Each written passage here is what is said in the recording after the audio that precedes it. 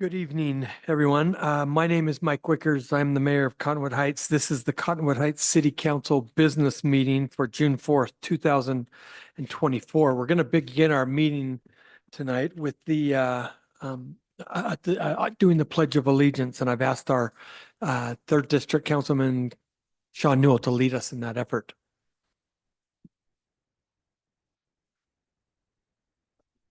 To the flag of the United States of America and to the republic for which it stands, one nation under God, indivisible, with liberty and justice for all.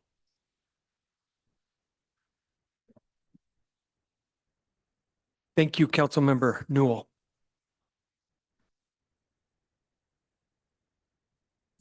Item 3 on our agenda this evening is a citizen comment period. This is a time for citizens to address the council concerning whatever matters they desire. Each speaker will have 3 minutes to speak. Please review the comments procedures on the last page of the agenda.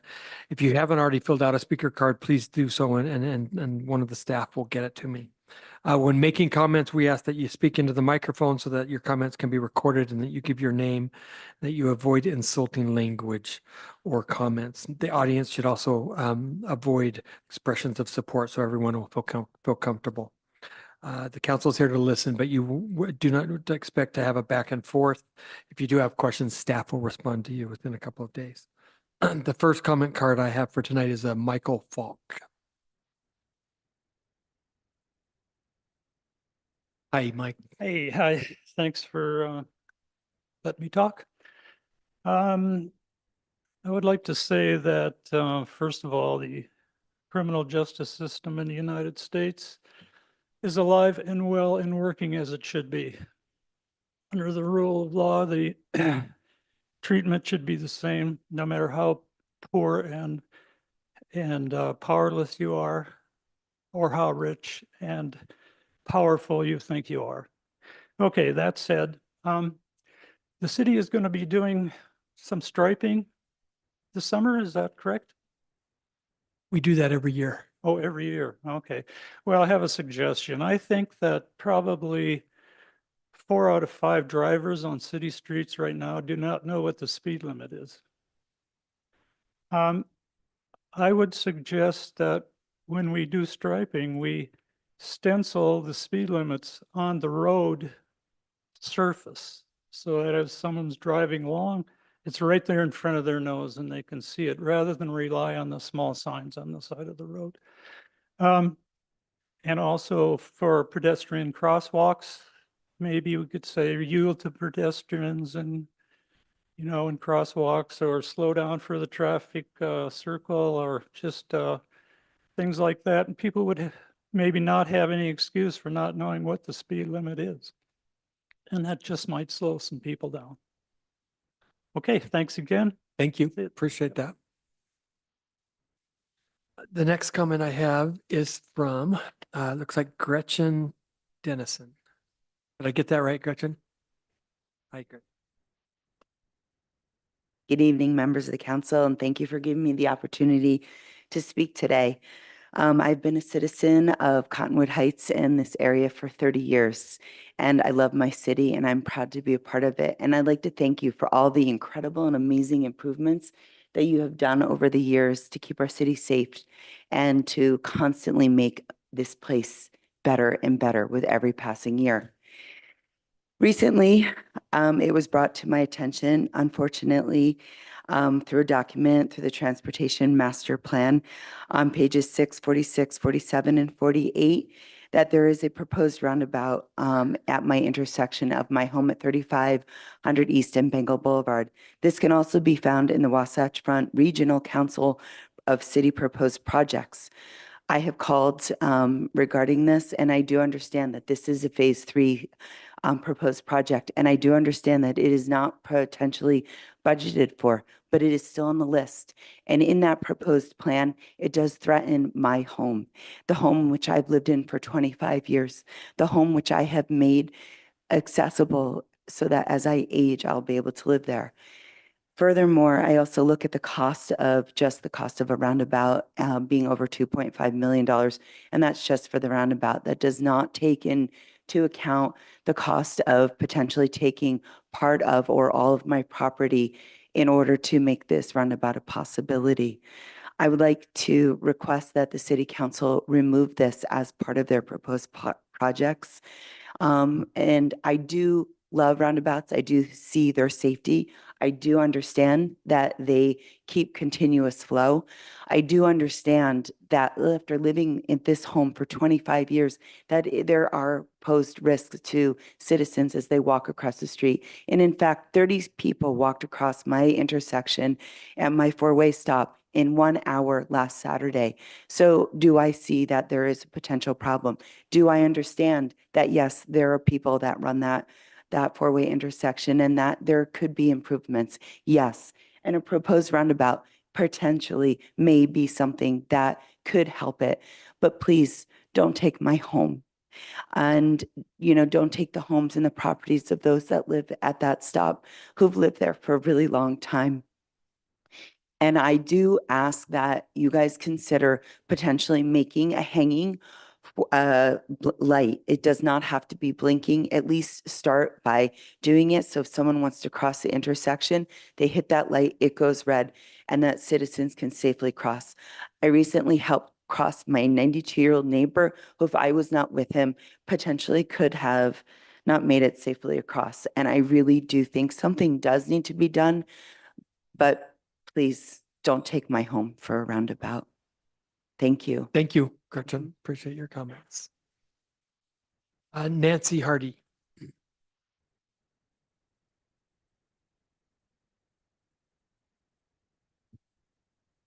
Hi, Nancy. Hi, Mayor. Hi, council members. Well, first I'm going to piggyback on what Mike said about painting on the street. You could also include the word stop at a stop sign too on the ground. Okay, so Cottonwood Heights is looking for a new city manager, and Cottonwood Heights should consider candidates outside of the city for a fresh perspective and new ideas. Thank you. Any comments that we need to put into the record from? None. Okay. None online. Great. Thank you. I will now close the citizen comment period. And I move to item number 4. We have 2 public hearings scheduled for this evening. The first one is pertaining to item 4.1, proposed amendments to the compensation schedule for the city's elective and statutory officers. And I'm going to turn the time over to our city manager, Tim Tingy, to speak about this. Yes, thank you, Mayor and Council. This is an item that has been implemented based on state code, a legislation that was passed this last year in the state legislative session. What it requires is that municipal officers, any compensation increases, that there needs to be a public hearing related to this. We've provided notice on this public hearing, including on the website about the notice, and also sent all the noticing through the state required processes. It includes a reference to a document that anyone is maybe able to obtain, and they can get that from us if they contact us here at the offices. And it gives the proposed changes to compensation for executive officers. That includes department heads and statutory officers. And so that is what is being done tonight as part of this public hearing.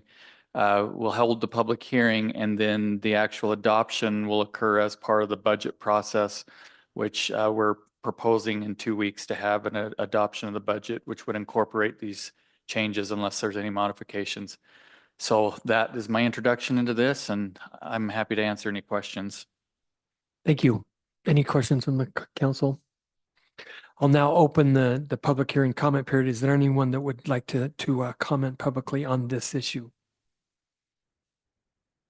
Seeing none, I'll close this item 4.1, and we'll move on to item 4.2 on our agenda, which is a public hearing for our tentative budget for our 2024 and 2025 fiscal year that we've been working on with the council and the staff. I'm going to have our Administrative and Fiscal Services Director, Scott Burgess, come up and give us a brief introduction or understanding of some of the small changes that have been made over the last couple of weeks.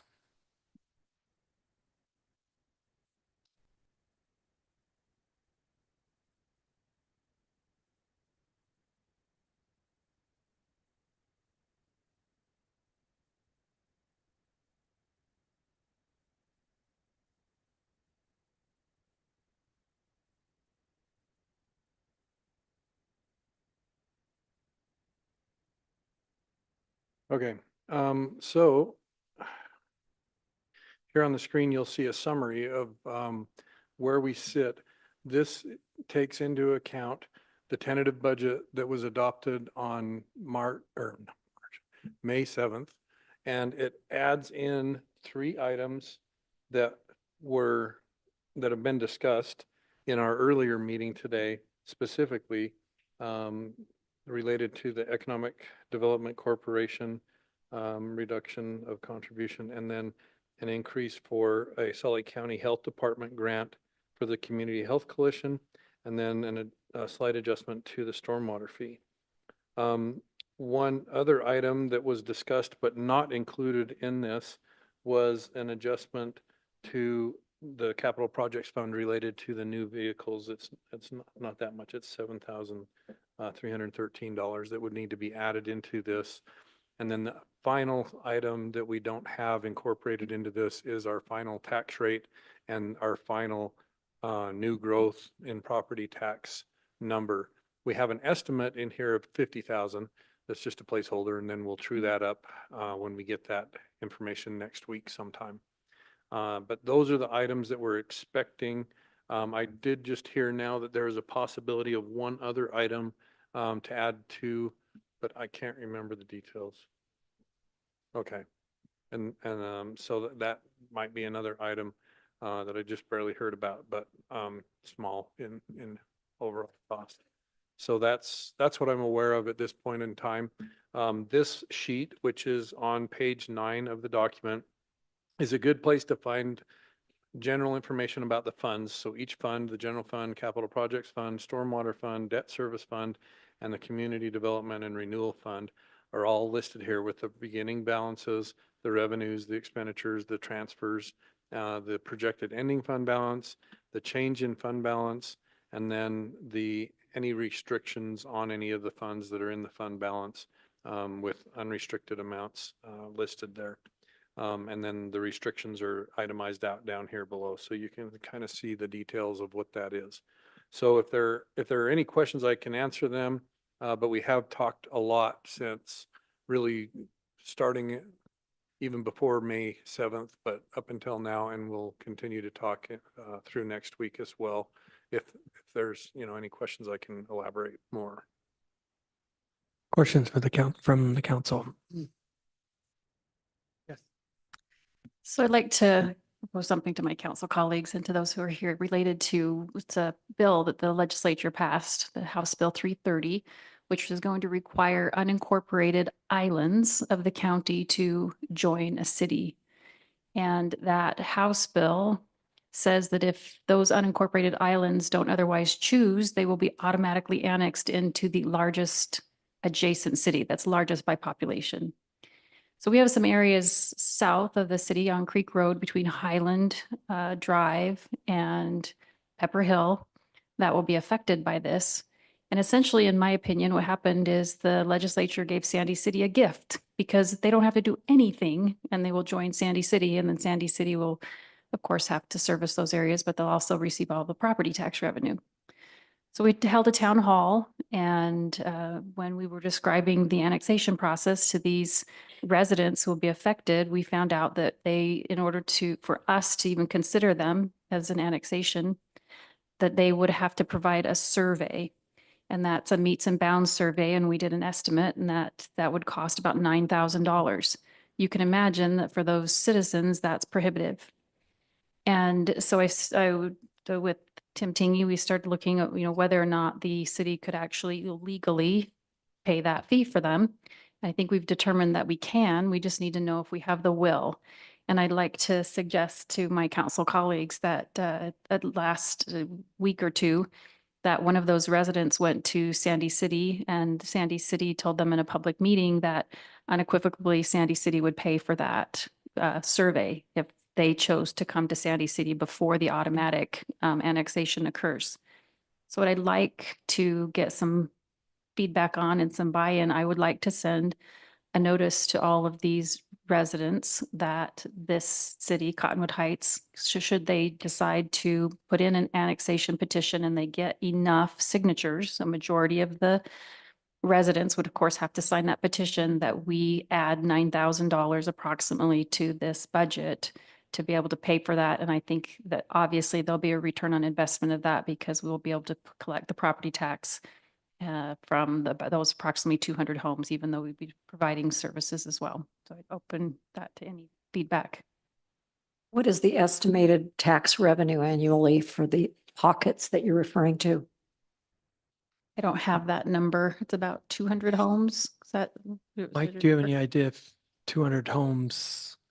If it's an average home, it would be around $500, a little more than $500. They're probably a little more than an average home from a value standpoint. So it would probably be a little bit more than that times the number of homes. And I think it would be more than that because this is a little more fluent area around the Willow Creek Country Club. So I think those valuations would be even higher. Over 100,000 a year. Thank you. I would be for including this into the adopted budget. I'd be supportive as well. I would be supportive as well. Thank you. I think it's really important that I've told some of these residents I'd be sending them an email shortly, and I will be acting in capacity of a citizen and helping them organize this. And then I told them or I will say in this email that when I'm acting as a city council member, I'll be very clear about that. But I'd like to include in this email that we will go ahead and pay for this if they decide to go forward with the petition process. So thank you. I would just like to comment that I also like the idea of Cottonwood Heights having more control, hopefully, on both sides of Creek Road to make that place a safer east-west connection for cyclists as well as those who walk and need to cross that Creek Road, currently kind of a barrier. And I'll just make a quick, that's actually something I pitched in the town hall. And for those of you who are here listening and who might see this on a recording or hear this, I think there's a real process problem right now, having 3 different entities along Creek Road. We've got unincorporated islands of, Salt Lake County, we've got Sandy City, and we've got Cottonwood Heights. And in this particular area, obviously the county portion is going to go away, but if all of those residents are within Cottonwood Heights, we have then the responsibility, of course, to take care of Creek Road, but then we don't have to coordinate with 3 other entities to try to get any improvements done. So it just makes sense, I think, that we pursue this if the residents, and I've gotten overwhelmingly positive responses of them wanting to come in Cottonwood Heights. Thank you. And if I may just add, I would probably communicate that it's contingent upon formal approval on the 18th, which is when the budget will be adopted. Fair enough. Thank you. Thank you. Anything else, Scott? That's it for me, unless you have any questions. No, appreciate your help. Mhm. So at this time, I will open the public comment period on for anybody that wants to comment on the tentative budget for 2024, 2025. Come on up, Runar.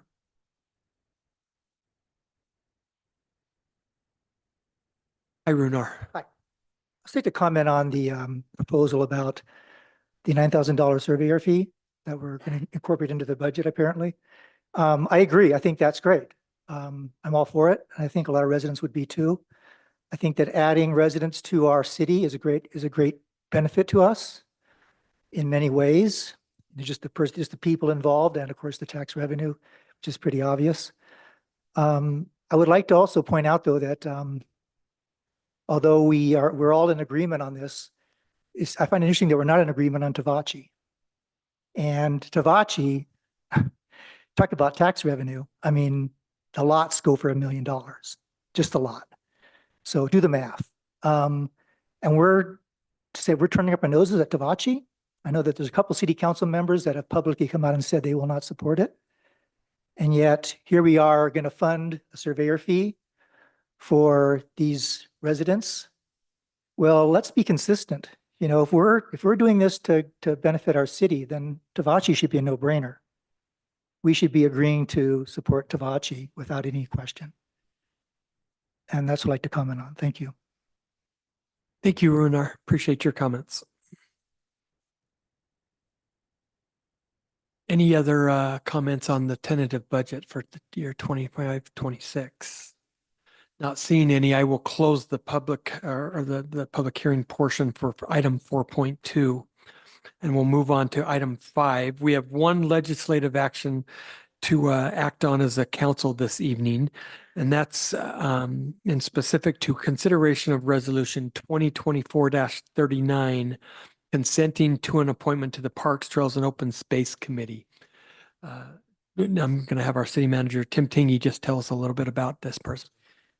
Yeah, so we've included information in your packet on Brad Buswell. He is actually in the audience and here in this blue shirt. We appreciate him being here. Mike Johnson and myself had the opportunity to interview him, review his the information that he provided and that we've given you in the packet. We're excited to have him be considered tonight. He's been very active in committee meetings already and also in other meetings that we've had, and I'm recommending approval of his appointment tonight. Thank you. Questions, comments from the council? Well, I would like to say I'm thrilled to see Brad Buswell coming onto the PTOS committee. It's going to be a great addition. So welcome. Look forward to seeing you every month. Great. At this point, I will entertain a motion to approve resolution 2024-39, consenting to an appointment to the Parks, Trails and Open Space Committee. I motion to approve resolution 2024-39. Second that. We have a motion to approve from Councilmember Burrell and a second from Councilmember Highland. Final comments? Hearing none, I'll call for the vote. Councilmember Holton, Yes. Councilmember Highland, Yes. Councilmember Newell, Yes. Councilmember Burrell. Yes. And I will vote yes. Congratulations, Brad. Okay, we do not have a consent calendar to approve this evening, and we will approve the minutes from our May 21st meeting in our next meeting in 2 weeks. So at this point, I will entertain a motion to adjourn our business meeting. I'll motion to adjourn the business meeting. Second that. Motion to approve and a second. All in favor, say aye. Aye.